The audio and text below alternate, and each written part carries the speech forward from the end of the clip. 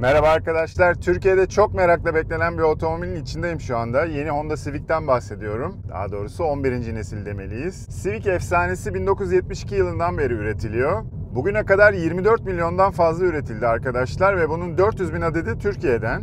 Maalesef fabrikamız kapandı. 11. nesil Civic artık Tayland'dan geliyor. Oo, çok keyifli bir virajlı yoldayım. Beklediğimden sert çıktı viraj. Ama Civic'in yol tutuşu iyi, baştan söyleyeyim. Bir önceki Civic'in tasarımı çok uçuktu arkadaşlar. Böyle söylediğime kızanlar olabilir. Çok beğendiğinizi biliyorum. Yani birçok kişinin çok beğendiğini biliyorum. Fakat benim için fazla köşeli, fazla hareketli bir tasarımdı. Yeni Civic'te ise bu terk edilmiş, daha yalın bir tasarıma dönülmüş. Sanki daha Avrupa'yı zevklere hitap ediyor. Fakat artık Avrupa'da üretilmiyor. Garip bir durum oluştu yani. Önden baktığınızda Honda'nın en yeni modellerindeki bakışları görebiliyorsunuz. Izgara tasarım ve üstü City ile, Accord'la hepsiyle benzer. Daha doğrusu buna benzer demek de yanlış. Bu bir marka kimliği. Tabii ki benzer olacak. Sürüşe başlamadan önce şunu da söylemek istiyorum. Bu bir lansman arkadaşlar. Şu anda Fethiye'deyiz. O yüzden otomobili İstanbul'da olduğu gibi detaylı anlatamayacağım size. Bu arada en baştan söyleyeyim, hatchback bir Civic bekliyorsanız biraz hayal kırıklığına uğrayabilirsiniz. Çünkü ilk etapta gelmesi düşünülmüyor. Yeni Civic'in uzunluğu 19 mm artırılmış. Aksaralı ise 35 mm daha uzun. Bu da iç mekan genişliğine direkt etki ediyor. Yükseklik değişmemiş, genişlik ise 3 mm artmış. Uzunluğuna baktığımızda 4677 mm olduğunu görüyoruz. Aksaralı ise 2733 mm.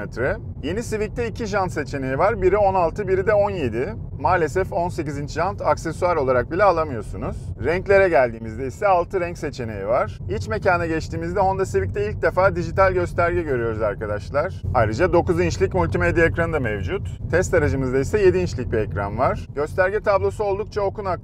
Ayrıca kişiselleştirilebiliyor. Bu arada demin tasarımdan bahsederken atladım. Gövdenin burulma rigidliği %8 artırılmış. Genişliğe bakarsak ben ön tarafta oldukça rahatım arkadaşlar. Uzun boylu bir yapım olmasına rağmen kendimi çok ferah hissediyorum. Arka koltukta da durum değişmiyor.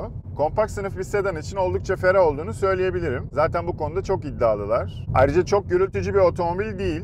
Hem yol hem de rüzgar sesleri azaltılmış. Bunu hemen hissediyorsunuz. Demin ferahlıktan bahsettim. Açılır tavan orta paketten itibaren sunuluyor. Ayrıca son dönemde vazgeçilmez özelliklerden biri olan anahtarsız giriş ve çalıştırma da var. Kablosuz şarjı en üst pakette alabiliyorsunuz. Ayrıca Apple CarPlay ve Android Auto'ya yine kablosuz olarak bağlanabilmek mümkün. Bu otomobilin iç mekanında beni en çok etkileyen detay havalandırma ızgaraları oldu. Petek dokulu bu ızgara gerçekten çok şık.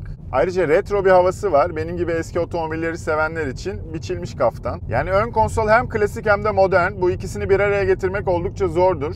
Çok hoşuma gitti. Tayland'da üretilen otomobilin malzeme ve işçilik kalitesi de başarılı. Ön konsolun üstü yumuşak ve dokusu da çok şık.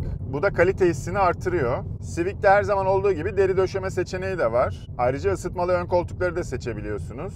Kısaca baz modelden itibaren donanım yeterli. Üst pakette ise oldukça zengin bir donanım var. Ben üst paket bir test otomobili tercih etmedim çünkü bu otomobil LPG'li. Özellikle LPG'liyi kullanmak istedim. Bu nedenle 16 inç jantlarımız var. Ekranımız 7 inç. Bir takım fedakarlıklar var tabii ki ama günlük kullanım için fazlasıyla yeterli bence. Bu sınıfta bagaj hacmi de çok önemli. Civic 512 litre ile bekleneni veriyor. Ayrıca arka koltukları yatırarak mevcut hacmi daha da büyütmek mümkün. Elegansa geçtiğinizde farlar LED oluyor. Ayrıca geri görüş kamerası gibi donanımlar da geliyor. Executive Plus'ta ise tahmin edeceğiniz gibi jantlar 17 inç. Biraz evvel de söylemiştim, kablosuz şarj var. Multimedya ekranı 9 inçe çıkıyor ve 10.2 inçlik dijital gösterge de var. Ben bugün Executive Plus'ı da kullandım. Yeni Civic'in tadı doğal olarak o pakette çıkıyor. Ama biraz evvel de dediğim gibi baz modelde fazlasıyla kullanışlı. 11. nesil Civic'ten bu yıl 3000 adet satmayı planlıyorlar. Gelecek tam yılki hedef ise 13.400 adet. Bunun %75'inin LPG'li olacağını öngörüyorlar. Ben de o yüzden LPG'li versiyonu kaptım. Biraz sonra motor seçeneklerine geleceğiz. Hemen fiyatlara bakalım. Çok merak ettiğinizi ben de biliyorum. Yeni Civic'in başlangıç fiyatı 374 bin lira arkadaşlar. Premium donanım ve LPG'li motoru alırsanız fiyat bu. 374 bin lira. O zaman LPG'den gidelim. LPG'nin orta donanımı yani Elegance 410 bin lira. Executive Plus istediğinizde ise bu rakam 440 bin liraya çıkıyor. Benzinli motorda premium donanım seviyesi yok. Elegance'la başlıyor ve fiyatı 402 bin lira. Executive Plus ise 435 bin lira. Şimdi diyeceksiniz ki LPG ile benzinli versiyon arasında çok fiyat farkı yok. Evet öyle ama benzinli motor çok daha güçlü. Bunu biraz sonra söyleyeceğim. Hatta hemen motora geçelim. Her iki versiyonda da 1.5 litre turbo motor var arkadaşlar ve şanzıman CVT. Bu şanzımanı 7 ileri manuel olarak da kumanda edebiliyorsunuz. CVT'lerin en büyük özelliği tabii ki geçiş gibi bir durum yok. Yani vites geçiş hissetmiyorsunuz. Manuel değiştirdiğinizde ise oldukça hızlı değiştiriyor. Hele Sport'a aldığınızda vites değişim hızı iyice artıyor. Bu benim çok hoşuma gitti. Sport demişken otomobilin Sport, normal ve Eco modları var. Evet, motordan bahsediyorduk. 1,5 litrelik turbo motor 6000 devir dakikada 182 beygir güç üretiyor. 240 Nm'lik tork ise 1700 devir dakikadan itibaren ayağınızın altında. Performans verilerine baktığımızda maksimumumuzun 200 km/saat ile sınırlandırıldığını görüyoruz. 0-100 km/saat hızlanma ise oldukça iyi, 8,1 saniye. Ortalama yakıt tüketimi WLTP normuna göre 6,7 litre olarak veriliyor. Ben de otomobili 150 kilometre kadar kullandım ve benzer bir tüketim değeri elde ettim. 182 beygirlik motorla ortalama tüketimim 6,9 litre oldu. Tabii ki daha çok uzun yol yaptık. Bunu da söylemek istiyorum. Ama arada performans denemeleri de yaptım. Yani sakin kullandığımı söyleyemem. Ben bu tüketimi daha fazla düşürürüm. LPG'li versiyona geldiğimizde ise gücün 129 beygir olduğunu görüyoruz. Tork ise yine aynı devirde elde ediliyor ve 180 Nm. Yani LPG'li versiyon bir anlamda eski 1.6 litre motorun yerini almış durumda ama torku çok daha yüksek tabii ki. Bu da onu daha esnek kılıyor. Yakıt tüketimi ise 6,5 litre olarak veriliyor. Tabii ki yine WLTP normuna göre. Bu arada şunu da belirteyim, bu benzin tüketimi. LPG tüketimi bunun %15 daha fazlası olacaktır. LPG'li versiyonun performansı tabii ki diğeri kadar iştahlı değil. Fakat gayet yeterli bir performansı var. Normal bir kullanıcının daha fazlasını arayacağını düşünmüyorum. Süspansiyonun darbe emişi çok başarılı, konforlu bir otomobil olduğunu rahatlıkla söylemek mümkün. Buna rağmen virajlı yollarda da oldukça stabil. Şu anda zaten o tür bir yoldayım. Laf aramızda biraz evvel biraz gazladım. Keyifli bir yol tutuşu var. Direksiyon hissi de keyifli. Verdiğiniz emirlere net olarak tepki veriyor.